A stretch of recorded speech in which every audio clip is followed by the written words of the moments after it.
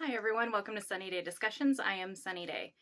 First off, I want to give a big shout out to my biggest fan. That's my dad. I love you, Dadums. Second, I wanted to mention the mass shootings that have occurred between July 23rd and August 2nd, and there was 20. So, other than that, there's a main story I want to get into, and it's racism. And so it starts 2 years ago.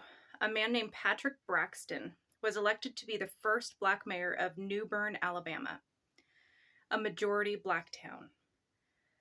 The all-white city council had a problem with sharing power with a Black person.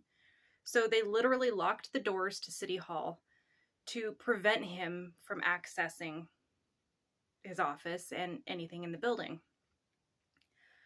He was told by a white woman that the town was not ready for a Black mayor. Keep in mind, the town had just elected a Black mayor. So what was really going on is that the white people in power were not ready to share that power with someone of color. The People's Bank of Greensboro and the city clerk barred him from accessing the town's financial records and bank accounts. The post office refused to give him the town's mail. Now, Mr. Braxton has been harassed. Drones have followed him home. A white man almost ran him off the road. His white colleagues in the volunteer fire department have failed to back him up during emergencies involving Black community members.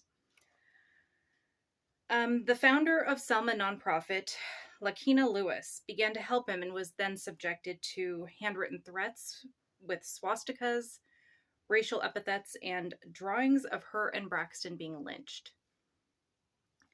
This is a clear-cut example of institutional racism. So this town had always been run by all white people. So the old guard were not happy that a Black man had been elected. So white supremacy is very much alive and well in New Bern, Alabama. It's not just the neo-Nazis and the Proud Boys that scream the loudest that we have to worry about. We have to worry about the quiet people in government who hold the same ideologies but do not scream it from the rooftops. Now, in New Bern, they literally stopped responding and helping Black sorry, my dog's messing with the camera. Okay, in New Bern, they literally stopped helping Black people with life-threatening emergencies. Braxton, the mayor, was the only volunteer firefighter to respond to a tree fire in a Black man's yard next to his home. As he worked to put out the fire, one of his white colleagues tried to take the keys to his fire truck to prevent him from using it. Another incident occurred when Braxton was off duty and he heard a dispatch call for a Black woman experiencing a possible heart attack. He went to the fire station to get the defibrillator, but the locks were changed. He couldn't gain access. So he did have one at home, so he drove home to get that. And then by the time he got to the woman, it was too late. So there's this quote that was pretty spot on, and it's, "If you are accustomed to privilege, equality feels like oppression."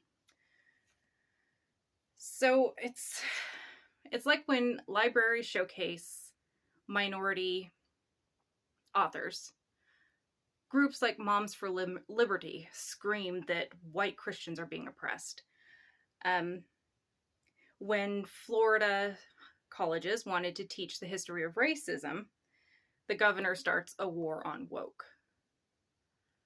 And so it's just white privilege screaming that they're being silenced, that they're being oppressed, when all it is people asking to have the same privileges that these people have. So now I want to get into what I said yesterday about the neuroscience and psychology involved in dictators and the people who support them.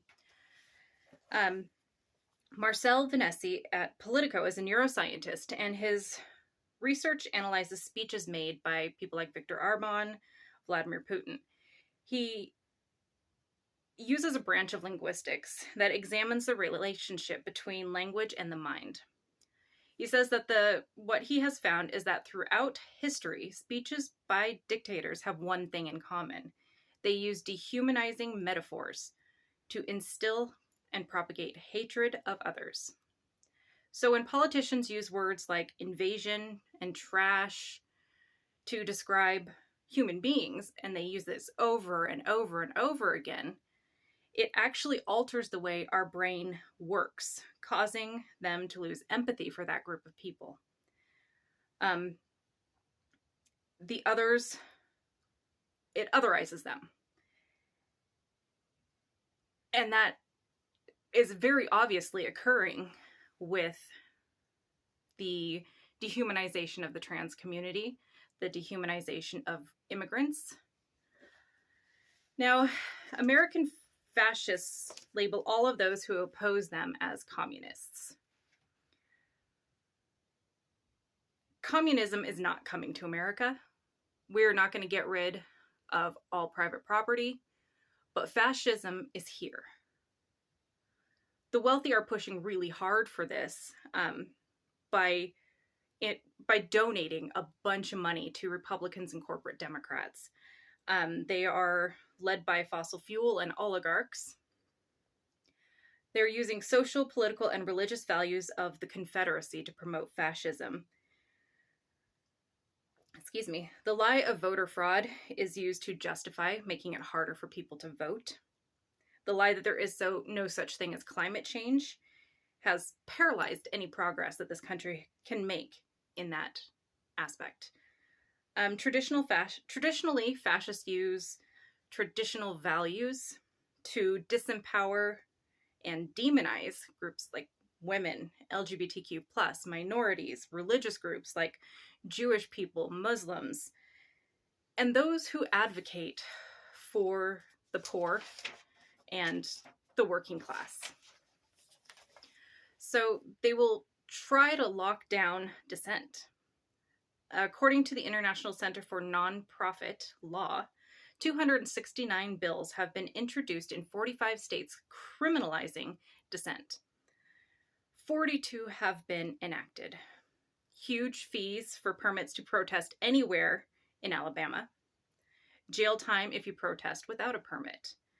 In Arkansas, you could get up to a year in jail for making a sidewalk impassable during a protest, up to 6 years in an Arkansas prison for trespassing in the vicinity of a pipeline. In Arkansas, again, conspiracy charges including up to a year in prison for planning a protest, where people, even if they are not associated with the protest, cause property damage. Florida, criminalizing and giving huge fines with unpermitted temporary activity or any event organized or promoted by a social media platform. Redefining riot in Florida as endangering the safe movement of a vehicle or blocking traffic is now a felony and has a 15-year prison sentence. It allows people like Kyle Rittenhouse to kill a rioter and get off if the murder victim was acting in furtherance of a riot. In other words, if the protesters are protesting in a way that the people in power don't like, they now have the power and jurisdiction to stifle it. Now, the First Amendment says that we have the right to petition our government for redress, but it's no longer true in mostly the red states. Now, here's a study at the University of Chicago that created 3 different levels that the participants face. Not real threats, more like a game scenario. Level 1 being the worst threat possible and going down from there.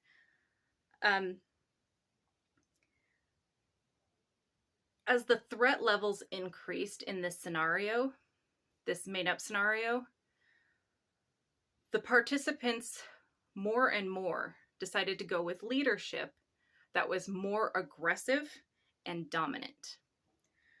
So the more Trump and the GOP can convince us in America that we are being attacked, that we are under siege by the deep state, that we are being invaded at the southern border, that cities are under a violent crime wave, that transgender people are groomers and LGBTQ plus people are groomers, that universities are indoctrinating, that Democrats are coming for your freedoms, for your guns, for whatever at the moment they decide to say. So the more they push that fear, that scare, the more likely people are to be accepting of a dictator as president, because they perceive the threat to be so bad that someone who is aggressive and dominant can be the only people who can fight and conquer that threat. So it's just a ploy to remain in power, because they stoke these fears and then they tell you that they're the only ones who can fix them, while actually when they are in power doing nothing to fix the problem that they're complaining about. Now, historically, countries turned fascist when there was great turmoil, like war or economic crisis. And so you have to manufacture a crisis if there isn't one happening, or exaggerate a crisis in order to get the people scared enough to be willing to accept a dictator. Now, here's the psychology when it comes to dictators themselves. There is a constant theme that emerges, and that is narcissism. Narcissistic individuals have an inflated sense of importance and are consumed with their own personal achievements and abilities. They perceive themselves as exceptional beings worthy of admiration and find empathy difficult.